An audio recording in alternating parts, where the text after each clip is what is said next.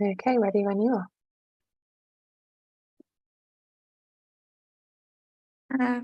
Fantastic. Well, welcome everyone to this evening's panel of the Housing and Homelessness Scrutiny panel. I'm just going to hand over to Alice to read out the apologies for the evening. Thank you. We've got apologies from Councillor Dunn, Councillor Fairweather, and also Councillor Linda Smith, the Cabinet member, sent her apologies for this evening. Thank you. And do we have any declarations of interest for tonight's meeting from the councillors present? No. I don't have any chair's announcements tonight. Neither of you are on scrutiny, are you? Because I was just, yeah, but no, okay, fantastic. And are we happy to approve the minutes of the previous meeting? Fantastic.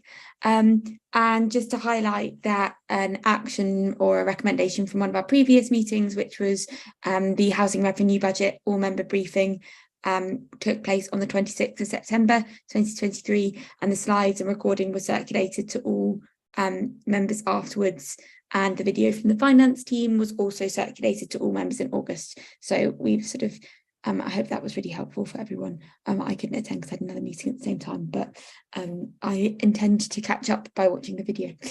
The next item is the Housing and Homelessness Panel Work Plan. So I'm going to hand over to Alice just to introduce this item. Thank you. So I'm just going to refer to my notes on my other screen, so if I'm not looking at you, don't worry. So the work plan is included in the agenda pack, and it has been updated since the last meeting.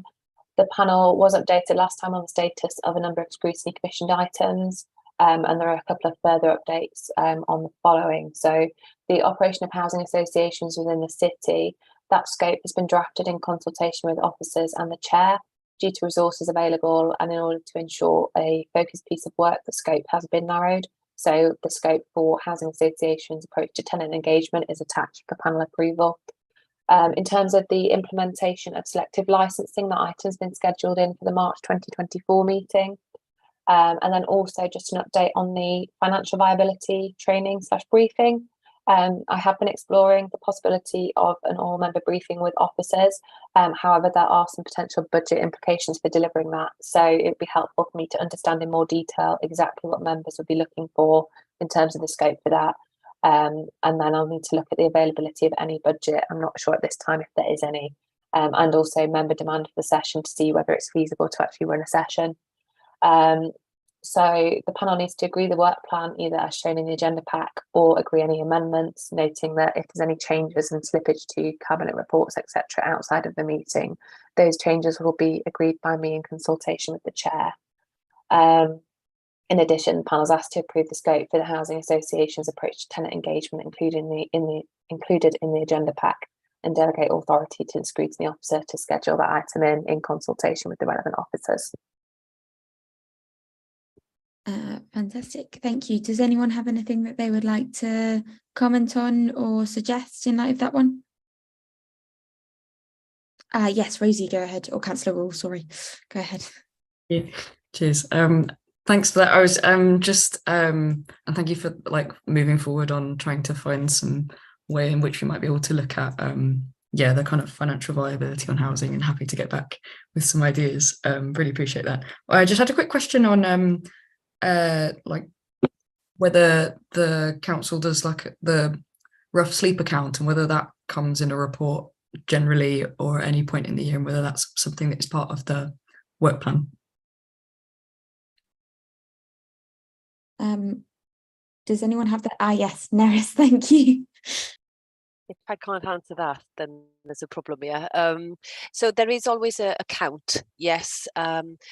However, it tends to happen around winter time, and then the result is embargoed by DLUC until later on in the year. So we aren't able to release that number, but it is something that's done, and we can release that later on. Throughout the year, the team, Brendan and Ossie, who are here with us tonight, sort of carry out more sort of intelligence-based kind of data gathering, which is probably a more accurate figure overall in terms of actually who is sleeping rough, versus the street count tends to be a tracker more of trend that DELA can use as a national kind of tracker, which is important in its own right, but isn't quite as maybe detailed as what we hold. So those are the sort of two things. They are reported as part of our performance, so they should be kind of coming through to you as part of performance monitoring regularly anyway. Thank you. Does that answer your question, Rosie? Yeah, thank you. I was just thinking it's coming up to winter time, so I was like aware that that's being done, but I wasn't sure where it comes to. So thanks. Fantastic. Thank you. And sorry, let me get my running. I think I'd accidentally connected to my Bluetooth keyboard and I think something's leaning on it. So it suddenly inserted about 20 million semicolons into my very helpful document. Sorry. So I just managed to delete them all. But I'm now, okay, focusing again. We've approved the work plan. Fantastic. Yeah, just to check, on the back of that, is everyone happy to approve the work plan? Fantastic. And then we've got a report back on the recommendations. So on the 9th of Sorry, August. Lizzie, can I just double check on that if the panel is happy to approve the scope as well, just to make that extra clear for me? Oh, yes. Are we happy to approve the scope of the sort of mini plan that, of the housing associations within the city plan? Yeah. Okay, fantastic. Is that all you need? Yeah. Okay, fantastic. Thank you.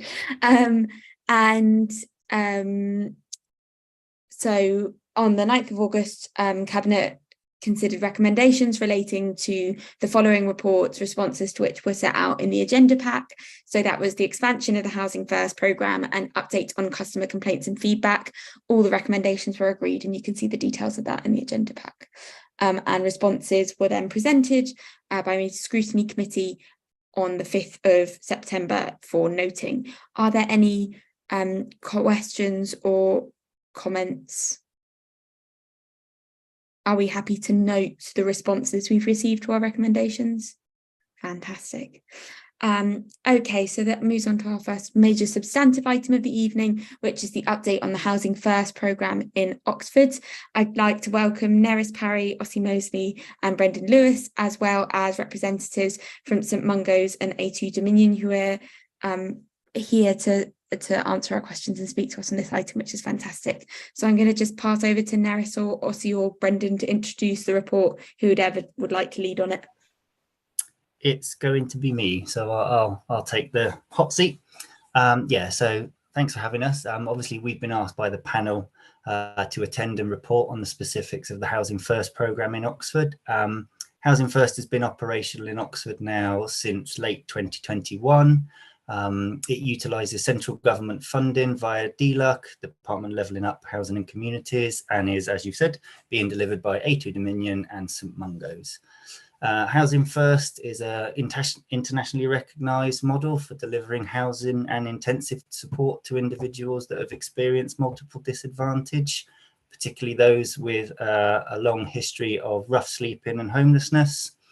The 7 principles of the model are set out in the paperwork, and that is exactly how we like our service provision to be aligned with those, and sort of as part of our monitoring, we ensure that we're delivering to that model as best that we can. Support is provided with a low staff to client ratio, and housing is provided with limited conditions needing to have been met prior to an individual moving in. At present, we have 24 people accommodated within the Housing First provision within the city, and they're, as I say, being supported by A2 Dominion and St Mungo's. Next week, this will rise to 26, and we anticipate that 35 people will be accommodated by the end of March 2024. Given the nature of the model and the cohort of people that we're working with, there are obviously challenges in respect of housing these individuals.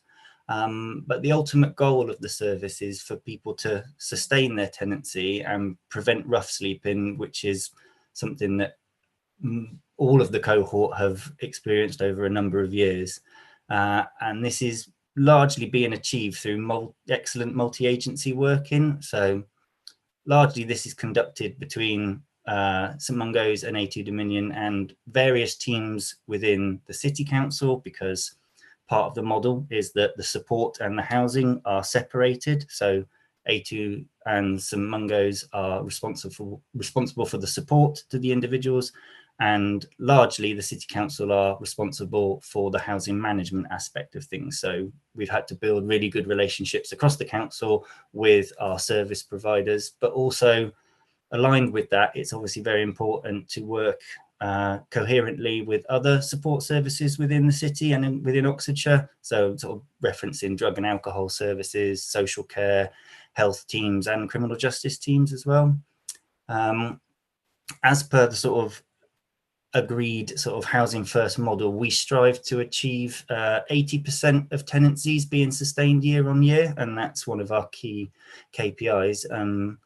We're fortunate that at present we've had no evictions or abandonments at this point in time, and that's a huge success given the background of some of the cohort that have been accommodated in this first phase, many of whom have not held a tenancy for years and have sort of bounced around the system.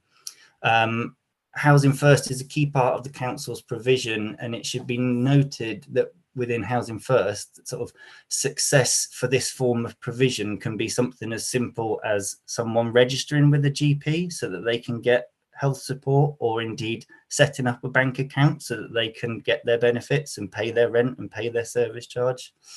I think that summarises the programme, and as requested, we've invited along 4 people from our support services to answer any questions that the panel might have about how the provision looks in practice and how it operates on the ground. Fantastic, thank you so much. I think we'll probably move on to questions now, unless anyone would like to add anything before we kick off with the discussion. Okay, councillors, do you have any questions? Okay, yeah, going to Councillor Rule. Thanks so much. I had some questions around the kind of targets, I suppose, if you like, as a start, and then I also hope to ask some questions maybe later about the kind of evictions element.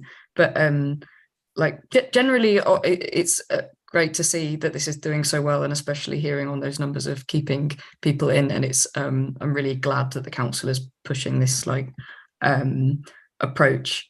But I was just wondering on the targets that we have, recognising the comments on there being quite a limited supply of 1-beds, and this being one of our main challenges, like getting the units in place. I recognise that it said that we have 35 kind of units at the moment, or people in units at the moment, but we estimate to have 10 more by the deadline of the March 2024. And I just wondered what kind of gives us the assurance and confidence that we're going to be able to get those 10 within the kind of quite short time frame. I can take that one. So we have an existing cohort of people that the teams are already working with and are doing work to ensure that the right property is found with them. So myself, some of the individuals that are here, our allocations lead and also one of the senior tenancy management team meet fortnightly on a Friday morning to discuss 1-bed voids that are either coming available or are available, and whether they, obviously part of Housing First is about an individual having choice. And one of the challenges of delivering Housing First, I suppose, in Oxford is how much choice you can truly give people because of the limited nature of the stock. But how we sort of operate that is that as part of the process, as someone is brought into the cohort, we understand, okay, where do they want to be? Are there any areas within the city where they can't be for a myriad of reasons? And then work with our tenancy management team and our allocations team to look at 1-bed properties when they come up. We're just going through the process of expanding the cohort. And in a couple of weeks, we should have that next group of people in the cohort, and we'll start working with them proactively. I've actually sent an email out today to Tom Porter, the allocations manager, just to sort of reiterate that need of, this is what we said we're going to do. We need to just sort of keep on top and ensure that those one bed sort of units are coming through to people.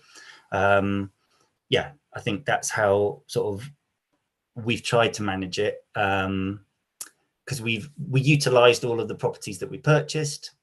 A2 Dominion actually within their contract said that they could deliver 5 units from their own stock, and there's still 1 unit to be provided from there. So it's actually 8 more units from the city council stock that need to be provided. So I've sort of set that out in an email today just to remind everybody involved that that's what we're working towards. Thank you. Does that sort of address the question you had, Councillor Ward? Yeah, thank you. I just wondered, do you foresee any barriers to us meeting those targets in that case? If I recognise there's like lots of collaboration, but I just wondered sort of how confident we are that we'll manage. I think if I'm able to answer again, I think I'm pretty confident that we can do it. I think one of the things that has been, I'll say, a challenge is integrating the Housing First service into the kind of wider allocations process that happens within the City Council. And, you know, we've been doing this since late 2021, so we're almost coming up to sort of 2 years now. And actually, the way we manage that process now is a lot more streamlined than it was at the start. And that's been done because we've been able to build trust between ourselves, both sort of other parts of the council and with our service providers, so that when we come to them with a person, we can sort of find that property maybe a bit quicker than we were at the start of the process. Thank you. Councillor Sanderson, is yours kind of a follow-up on this or on a separate? But I just wondered whether there are any conditions that have to be met by those seeking accommodation, and would anybody be turned away for any reason? Are you happy to take that one again, Brendan? I can do. So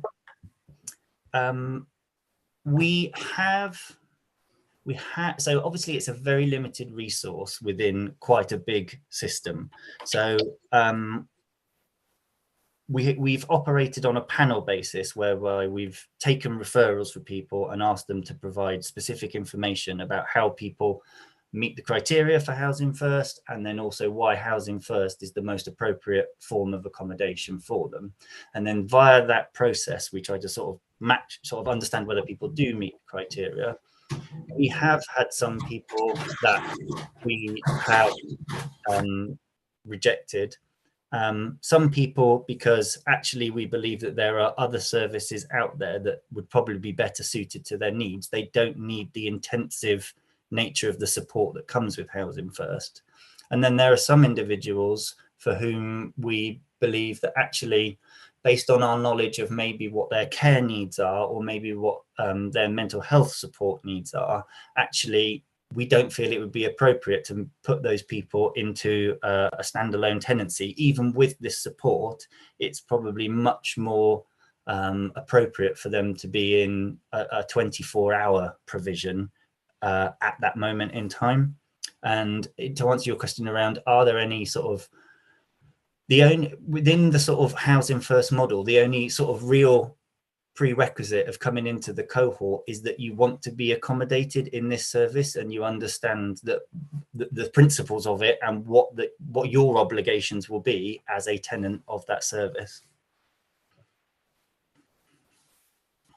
Thank you. Does that do you have any follow-ups, Councillor Sanderson? No, that's good. Thank you. Any other questions, Councillor Rule or Councillor Sanderson? No. Councillor, no or yes? Yes, sorry. Thanks. Do you want to ask them if it's okay with the our guests in sort of a bunch of 2 or 3, provided they're not super complicated? Yeah. That's great. Yeah, I just had a few follow-ups to the targets question, or like one follow-up to the targets question, and then the question about evictions, if that's okay.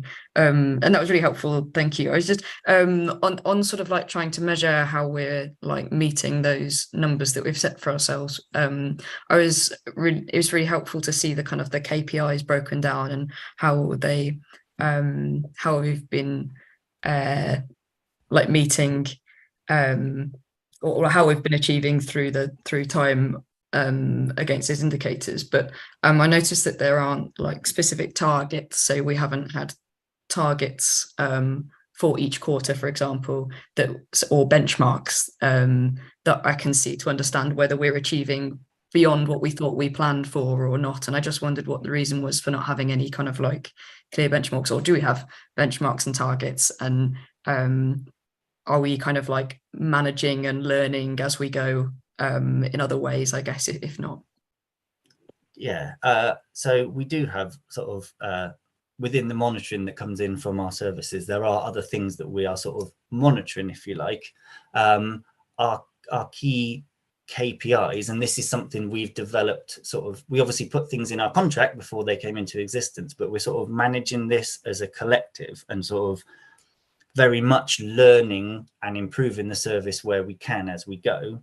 And I think one of the things we've been sort of very key to sort of get right is what is the sort of in terms of the principles of Housing First, what are we really trying to achieve here? And for the group of people that we created the service for, it really is as simple as, are they staying in their property and sort of, are they not rough sleeping at present effectively? Now, occasionally, one or two of these individuals may have slept out, but it is a night here, a night there, and then they're back in their property. I think in terms of the more sort of holistic view of sort of what is happening for the individuals, it's probably better that St Mungo's and A2 Dominion speak to that, but sort of as part of the monitoring process, that they do sort of let us know sort of almost where each individual is at within, I don't want to call it a journey, because there is no aspiration for someone to graduate from Housing First. It's very much a sort of service that we where we anticipate people being there for a long time, and it is a sort of harm reduction service, if you like. I see Ben's got his hand up, so I'll let Ben come in, I think.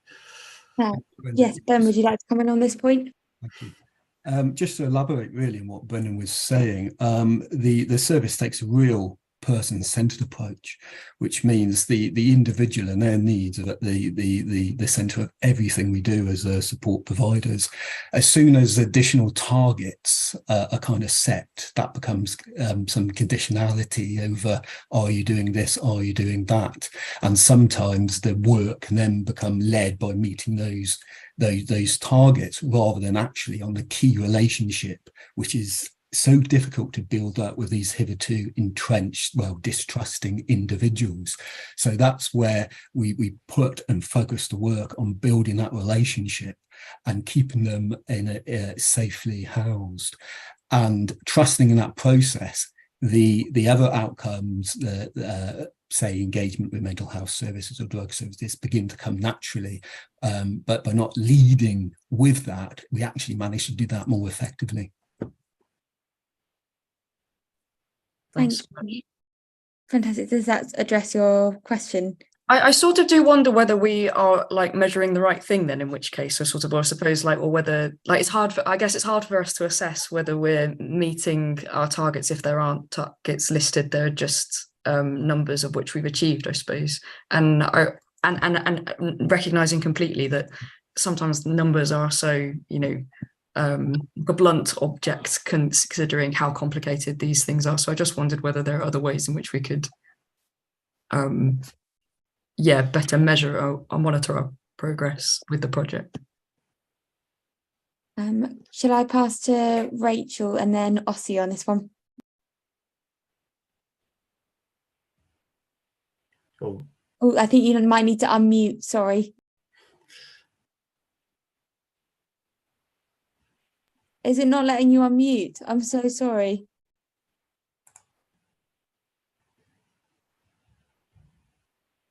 oh no. That's odd. Oh, they are, Rach. Ah, there you go. Oh no, but we still No, we can't. still can't hear. I'm so sorry. It's the perils of Zoom. They still haven't sorted all this stuff out, have we? Okay, I'll pass on to Ossie. Hopefully we can hear from you later, Rachel. Yeah, I was just going to add that was in terms of what we're measuring and if we're making progress. I think it's really important to probably ties into Ben's point a bit. If someone is sustaining their tenancy and is accommodated, I think that essentially is the key measure that needs to be measured, and almost only that, because I think then we can see if they're managing to do that. I think that individual does receive the right support from St. Mungo's and HE Dominion, for example, in whatever that might be, because obviously there's a lot of different needs. So I think that we sustaining so many tenancies is really good, and I think that shows that the services are delivered the right thing. But it would be interesting maybe to hear in terms of when you say are we measuring the right things, what would you propose to measure? Because obviously we're delivering kind of a housing first model that's true to the principles, and that's that is very self I appreciate that. A person-centered approach that is all around sustainment and doing what's best for the individual. Yeah, thank you. Maybe I wasn't very clear. Sorry, Lizzie, I didn't mean. Yeah, sorry, I was just I think Brenda's got something to contribute on this, so I might bring him in now, if that's okay. Yeah. So I just, while we were talking, I sort of went and pulled up some of our monitoring just to check what we are also checking. So we do monitor things like number of sort of known hospital admissions, known A&E presentations, people being taken into custody, known to have been charged with an offence, and that sort of I referenced already, has someone slept out? So those are part of the things that we are sort of monitoring as part of it, and obviously looking to see those numbers hopefully come down over time. So it obviously Housing First is a housing service, but at the same time it's very much a kind of societal benefit, I suppose. If like some of these individuals are people that in the past will have been on the police, if they were rough sleeping in the city centre, they'd have been on the police radar.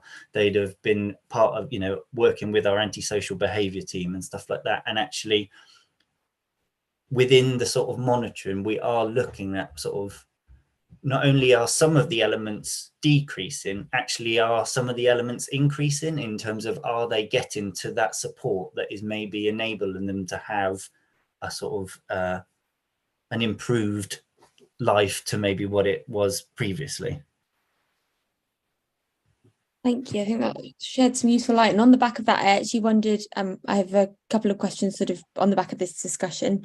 One of them is whether it might be possible for the panel to receive, if that's sort of what the monitoring is and might be happening in your kind of quarterly monitoring meetings, whether it might be possible for the panel to receive some anonymized data, just so we can see what's happening. I mean, I don't know whether it be, we have sort of a KPI meeting every 6 months where we kind of look at some KPIs, and I wondered whether it might be possible to look at some of those there. I don't know, I'm happy for you to take that away and see if that might be possible, because obviously wouldn't want to, it would have to be very anonymized for it to be okay. But yeah, I'll go to Rosie. I really appreciate that. I think if it's possible, in addition, the kind of one thing I was hoping to try and get a sense of was like mostly on the provision, given the need, I suppose, like to what extent we're able to get people in fast enough. If we've just recognizing on the kind of point I made earlier about we've got 10 more that we're going to try and get into the accommodation, like looking at, we've got the numbers, but I wasn't sure like whether we're feeling like actually, oh my gosh, it's going to be a bit of a squeeze towards the end or not. So that's the kind of targets I was kind of looking for in addition, if that's possible. But it was really helpful generally insight into all of like understanding how we monitor the project. So thank you. I mean, we've got a waiting time for social housing KPI. I wonder if we could maybe get sort of some sense, maybe, I mean, wouldn't want to add loads of extra work, but it might be interesting to get some sense of kind of, yeah, waiting time might cover that, and people waiting for sort of Housing First, and when they've sort of been given a date, when that gets sort of, when it's later than the date that was given, because I think there was some mention in the report that are waiting or were given a move-in date. Yeah, I guess we could start to monitor that probably through the new process. I guess one thing to sort of highlight is that we haven't had it where we've had it where people have been offered accommodation and turned it down, and that actually is obviously part of the model and is part of the choice element of it. So there are elements where maybe people are waiting for longer than we would hope for it to be the case.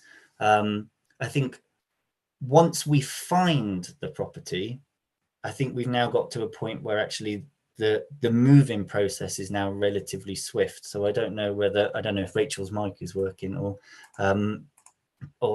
is Emma here, because they're the people that sort of manage the team that do the sign up and that kind of thing. And it's the work with the tenancy management team is now really good, and it is so swift once we get to that point of finding the right property. But I guess to answer the councillor's question, there is that element of they're brought into the cohort, they do some kind of like pre-tenancy work, if you like, and then there is a case of then finding that right property. And obviously we are all beholden to when those properties become available as well. Yeah, I guess it'd be interesting to see some, I know it's small numbers as well, so it's hard to sort of think about that kind of thing, but I guess the time between someone entering the cohort and getting the property. But with that, I'm going to pass on to Ben and then Emma to maybe shed a bit more light. Yeah, Emma and Rachel could probably explain it much more eloquently than myself, but again, just building on what Brendan said, I think there's a significant amount of engagement work that goes on before the offer of accommodation. Though at some level that may be what an individual at Rough Sleeping wants, and an offer of accommodation, it can be immensely intimidating and scary to have that. There's a psychological impact of, why am I being given this? I don't deserve it. And then that could go into the self-destructive behaviour if we were moving in someone too early. So there's a whole process to readying someone to recognise that yes, you're as deserving of this as any other human, etc. in life. So, and there's also a lot to be said, that's no time to cover here, just about the simple transition of living a life outdoors and then suddenly being surrounded by four walls and a roof, and what that can mean, shutting the door. Just as simple as not feeling fresh air on your face, and so we have to do a lot of pre-work. But I'll end it there and let the Emma and Rachel speak if she can. I'll pass on to Emma now. Hello. Yeah, Great, so my mic is working, that's good. So anyway, I was just going to add to the points that I've already raised, just to say that the pre-work is a really important bit of the process, but as Brendan has alluded to, we're near the end of the referral process now, so we're hoping that if the cohort can be agreed within the next, say, week or two, that means we'll start the pre-work by end of October. Some of these individuals will be people that we've worked with before, so both through St Mungo's and A2 Dominion, like the expertise on the team are the kind of people that will know quite a lot of these clients already, so there's some starting point there for the relationship. But it's a delicate balance between, like, we want to get a lot of this pre-work done for all the reasons that have already been alluded to, but also we don't want the gap to be too long between initially offering someone a flat and moving them in, because that can also be very detrimental to the relationship. So I'm quite confident that we will be able to get people in by March, assuming that we start the pre-work by the end of October. As Brendan said, though, the main issue will just be whether or not the stock becomes available, and there is only so much the allocations team, as good as our relationship is and how improved the process is, just actually the stock, we can't control that easily. But yeah, as long as we can get the stock, I'm pretty confident that between A2 and us that we can do it. Fantastic, thank you, that's been really helpful. And maybe I could add sort of the suggestions I've made that I think Alice has hopefully noted that as recommendations as well. Rosie, if you don't mind, I might move on to some other questions in a moment. So moving on for this one, so did you have a question that was sort of on a different thread? Yeah, it was on the evictions. Okay, go ahead. That's right, thanks. I was just noting the comment in the paper that unfortunately we're likely to see individuals being evicted or abandoning their housing, and there have been a number of challenges, including instances of antisocial behaviour, building up of rent arrears, and then individuals not coping well. And you've kind of spoken to some of that already, and I was very appreciate understanding what that might look like a bit. But I guess I was hoping to ask a little bit more about what the process is for, like, what is it, the process, what is the threshold for evicting someone from this, and how is that process monitored and carried through, like recognizing that obviously it ought to be the very last resort, I suppose. And the kind of thing I kind of wanted to raise a little bit of concern over was the rent arrears, and feeling quite concerned that that might be a reason why we would remove someone given their current position. And so, yeah, I recognize, I think mainly because we recognize that obviously there's a cost to having someone on the streets. So there's a cost either way to the council. So I just kind of wanted to raise that as a concern, but it'd be really helpful to understand it a bit better. Thanks. Brendan, go ahead. Thanks. I'll come in first, and then it might be useful for Emma and Rachel or Ben to come in as well. So we've not had any evictions, but we have had situations that maybe if things were not addressed, we would get to the point of eviction. Now, in terms of specific circumstances, when I've said in the report that people unfortunately will lose their tenancy, there is an individual within the cohort at the moment that has committed quite a serious crime, is on remand, and we expect them to be sentenced for quite a long period in prison. So whilst a lot of work can be done, that is generally the kind of thing that you are going to see in this cohort. And that's why the sort of recognized standard is that 80%, 4 out of 5 people are going to sustain it, but there's going to be a few that aren't. So we anticipate that will probably be the first one.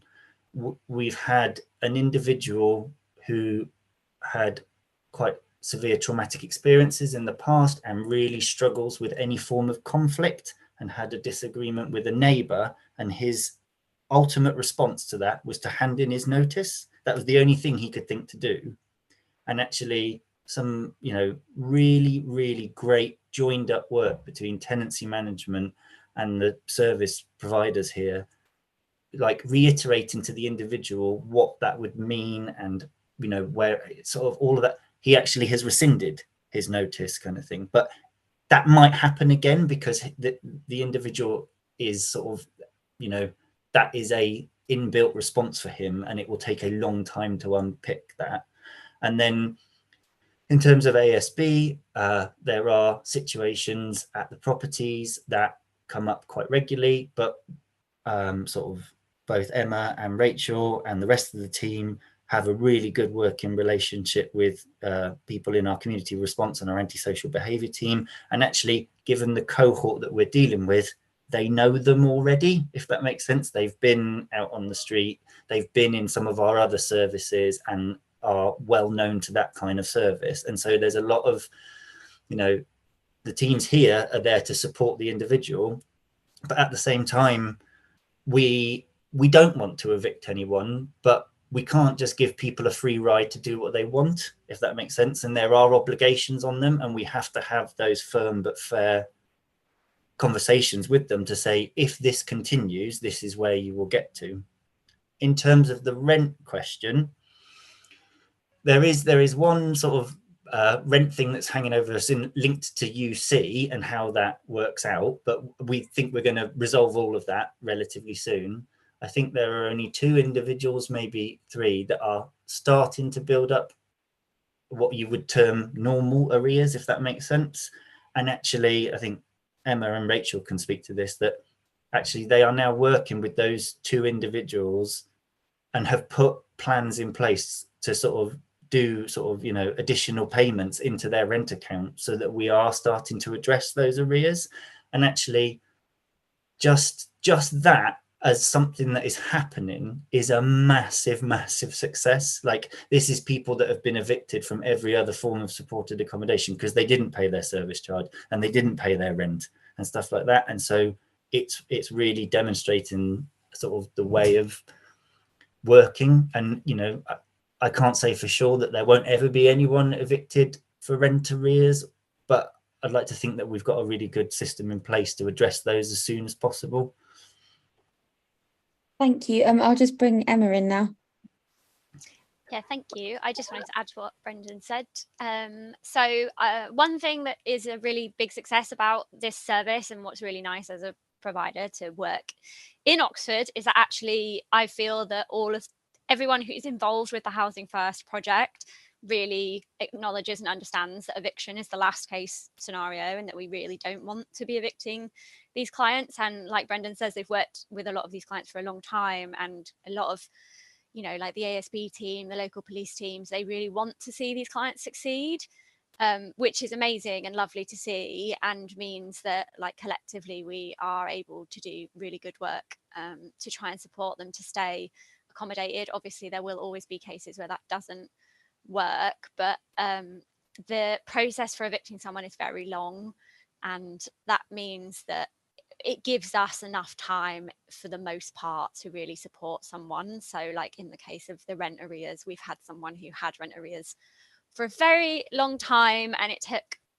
6 months to get this individual to like come meet with us to set up a bank account, and then another month to get them to set up a standing order. But for someone who had never had to set up anything like that for themselves before, that was a huge achievement and a really big step forward for them. So I'm reasonably confident that given the continued work we're doing with the rents team, that it would be unlikely and would need to be very, very serious before someone would be evicted for rent arrears, and we would probably find a way around it. But other kinds of tenancy breakdown are more likely to be due to a client like suffering abuse or exploitation. Like those are the more likely reasons that someone's tenancy would end, as opposed to, you know, the more traditional reasons, just because we are able to do such like good joined up working collectively. And so yeah, it's really lovely. Thank you. And I'll bring in Ben now. Yeah, thank you. Just to build on what Emma said, I think eviction isn't the end. It's the end in that accommodation, but the support remains consistent, and that relationship and that trust that's built up still remains strong. And part of the work is to put in a more positive context if an eviction process does happen, so it doesn't feel punitive and add to the trauma of an individual. It's just something that happened now, and therefore we can ready someone for a next tenancy with a greater chance of success. Thank you. Brendan, did you have something to add, or is that a legacy hand? It's a good old legacy hand. Apologies. No, don't worry. I think I've got a couple more questions of my own, but I just wanted to check. Sorry, this is a meeting technical point. I've just noticed that Jo says she's got to go at 7. Will that, if we lose, what are the rules about losing quorum midway through a meeting? Yeah, that's a good question. So it would make the meeting in quorum, but if you and Councillor Raw want to continue and have sort of informal discussion, that's okay. It's just that your ability to make recommendations would be diminished effectively. So you can stay and ask questions and have a bit of a discussion, and we can keep that on the live stream. But yeah. Okay, brilliant. Okay, that's good to know. Then I will be speedy, so we can hopefully get through everything. So the one other thing that I wanted to ask is about sort of working together, because I know the idea behind it is you get sort of wraparound support, and I wondered, it sounds like you work quite closely together anyway, but I wondered how that sort of working together looks like in practice, and it would be great to hear from some of the people from H2 Mini and St Mungo's on that. Yes, Emma. Just to say, so do you like in terms of how A2 and St Mungo's work together? We work very closely together in terms of like we have as the coordinator level, we have very regular meetings together, like once every other week, and the predecessor Toby, he and I would meet weekly, just separately, and we meet with Brendan so we can make sure we're updating him on what's going on with the service, and like collectively problem solving that way. And then from a support worker level, we do loads of stuff together. So we do have like a problem solving meeting every 2 weeks as a collective, which we also include Homeless Oxfordshire in, because they have a separate Housing First service. So we bring all of those heads together to be like, oh, I've had this problem, what do we do with this?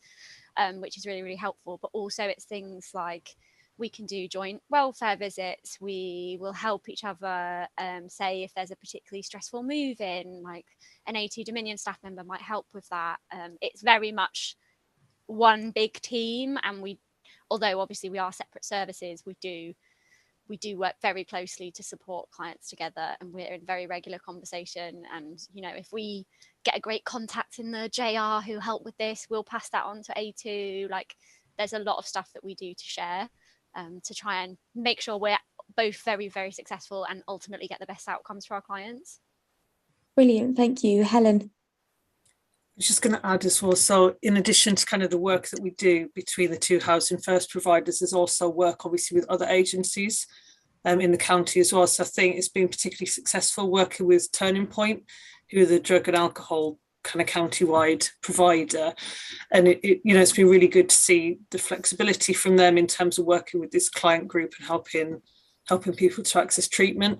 There are also challenges in some of that, those other agencies as well, which are kind of barriers that we're trying to address. So it can be more challenging around mental health, for example, and how our clients can engage with the system. So I think there's also some more work to be done in that kind of multi-agency world as well.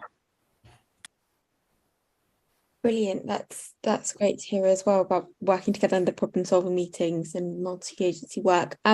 I think, unless we've got any other questions, just because I'm mindful we do have another short report I think we need to move on to, do we? Or am I? Yeah, so I think it might be just, if we are going to be in core, I'd quite like, in case there are recommendations and things in that, to maybe try and move on to that one. But it's been really, really brilliant, and I think a really fascinating discussion as well. And I just want to thank you all so much for coming and answering all of our questions, and for a really interesting discussion. So thank you so much, and lovely to meet you all. Thank you as well. Take care, and have a good evening whilst your quorum lasts. Thank you very much. Okay, fantastic. So our next report is the Housing Ombudsman's Complaint Handling Code self-assessment. So I'll hand over to Nerys and Bill to introduce this report, and then we'll have a discussion briefly as well.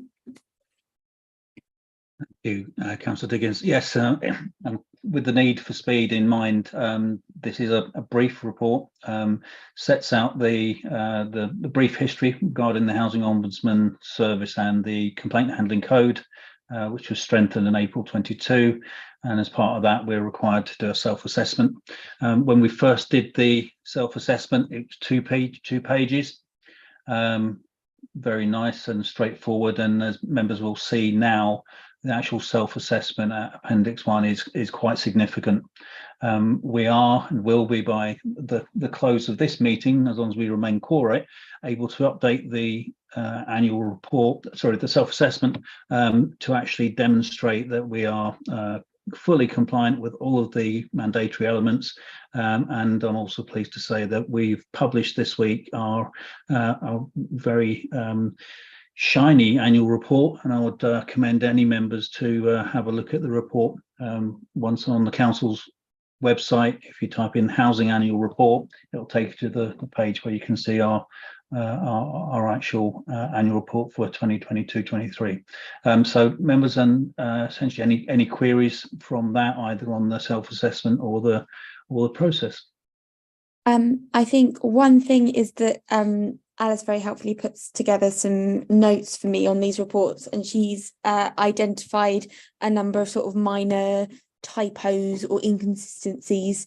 So I'm going to suggest, in the interest of time, and so I don't read them all out individually, if we just send those across as a bunch of recommendations that I hope you don't mind me presuming you're going to accept. Yeah, absolutely. So if I could just, I think, Alice, if you've still got access to the document, if you could just ping those over.